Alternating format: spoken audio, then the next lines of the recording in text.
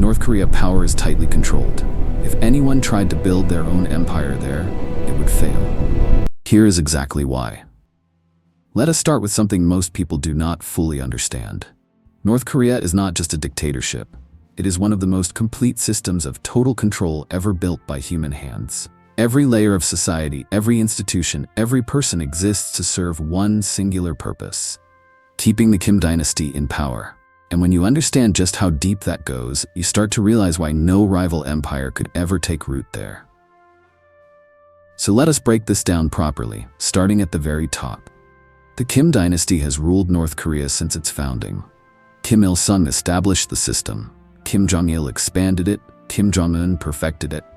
What makes this family's grip so extraordinary is not just the military force behind it. It is the ideology woven into every single aspect of daily life. From the moment a North Korean child enters school, they are taught that the Kim family is not merely powerful, they are almost divine. The official ideology, known as Juche, frames the leadership as the very source of national identity and survival. This is not propaganda in the casual sense we talk about it in the West. This is a complete replacement of reality. The state controls what people believe, what they feel, and how they interpret the world around them. You cannot build a competing empire when the population is ideologically conditioned to see any challenge to leadership as not just illegal, but cosmically wrong. But ideology alone does not explain everything. Let us talk about the surveillance apparatus, because this is where things get truly remarkable and deeply unsettling. North Korea operates one of the most suffocating surveillance states on the planet. The Inminbon system organizes citizens into small neighborhood units of roughly 20 to 50 households. Each unit has a leader whose job is to monitor and report on the behavior of every person in that group. Your neighbors are watching you. Your coworkers are watching you. In some cases, your own family members are encouraged to report suspicious activity. This is not paranoia. This is the designed reality of life in that country. The state has essentially turned every citizen into a potential informant. Now think about what that means for anyone who might dream of accumulating independent power.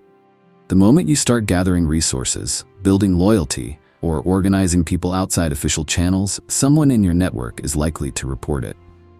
The surveillance system makes conspiracies extraordinarily difficult to sustain. Every conversation carries risk. Every alliance is fragile. Every ambition is dangerous. And then there is the purge culture. Kim Jong-un alone has executed or disappeared dozens of senior officials, including his own uncle, Jang Sung-taek, who was one of the most powerful men in the country. The message was unmistakable. Nobody is safe. Nobody is too important to be removed. Senior military figures, party officials, economic managers, none of them have security from above. This creates a culture of constant fear at every level of the elite. People who might otherwise accumulate enough influence to challenge the system are kept perpetually off balance. You cannot build an empire when you are always looking over your shoulder, wondering if today is the day you disappear. Now let us talk about the military, because this is another critical pillar. North Korea operates under something called Songun, or the military first policy. The Korean People's Army is not just a defense force, it is the backbone of the entire political system. Resources flow to the military before the general population receives anything. Senior military commanders hold enormous status and privilege. But here is the key detail most people miss. Even the military is not independent. The Korean People's Army exists to serve the Kim dynasty, not to act as a separate power center. Officers are watched, rotated, and purged just like civilian officials. The military's loyalty is constantly tested and rewarded or punished accordingly. Any general who showed signs of building personal loyalty among the troops would be identified quickly and removed. The military is powerful, yes, but it is powerful in service of one family, not in service of any individual commander who might dream bigger. This brings us to the question of outside influence. Could external forces, foreign money, foreign networks, help someone build an independent power base inside North Korea? The answer is almost certainly no, and the reason is isolation. North Korea's isolation from the outside world is not accidental, it is deliberate and strategic. The internet does not exist for ordinary citizens. Foreign media is illegal. Contact with foreigners is treated as a potential security threat. The economy, while technically capable of some limited trade, is so tightly controlled by the state that independent wealth accumulation on any meaningful scale is nearly impossible without state sanction. The border with China allows some smuggling, and there is a small merchant class called the donju who have accumulated some wealth through market activity.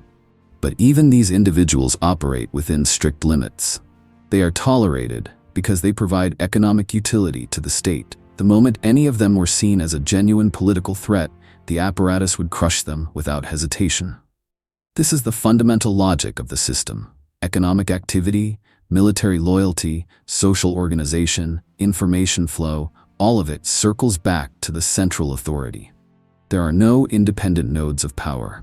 There are no structures that exist outside state control for long enough to become genuinely threatening.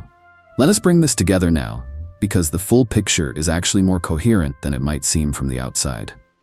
What Kim dynasty has built is a closed loop of control. Ideology keeps people ideologically bound. Surveillance catches anyone who breaks from the ideology. Purge culture eliminates anyone who rises too high. Military loyalty is enforced from the top. Isolation prevents outside support from reaching potential challengers. Each mechanism reinforces all the others. Remove any one of these, and the system weakens. But as long as all of them function together, the result is a country where independent power simply cannot survive long enough to become a genuine empire. History confirms this pattern again and again. Every figure who has come close to accumulating real influence in North Korea, from military generals to the leader's own family members, has been brought down the moment their power was perceived as a threat. There are no exceptions. There are no success stories of someone who challenged the Kim dynasty and survived. The system does not allow for it. This is actually what makes North Korea such a fascinating and terrifying case study in political control. It is not the most powerful country in the world. Its economy is small. Its technology lags far behind global standards. Its people suffer enormous hardship. And yet, the regime has survived for over 7 decades, outlasting the Soviet Union, outlasting dozens of other authoritarian governments, outlasting every prediction of its imminent collapse. The reason is not strength in the conventional sense. The reason is the perfection of control itself. When you build a system where loyalty is mandatory, where deviation is fatal, where even thinking differently carries enormous personal risk, you create something that is extraordinarily resistant to internal challenge. The very conditions that make life miserable for ordinary North Koreans are the same conditions that make the dynasty nearly impossible to overthrow from within. In North Korea, there is only one empire, the state itself. Every institution, every person, every resource exists within its walls. And history shows us, clearly and repeatedly, that anyone who tries to challenge it gets crushed. The empire does not compete with rivals. It simply does not allow rivals to exist.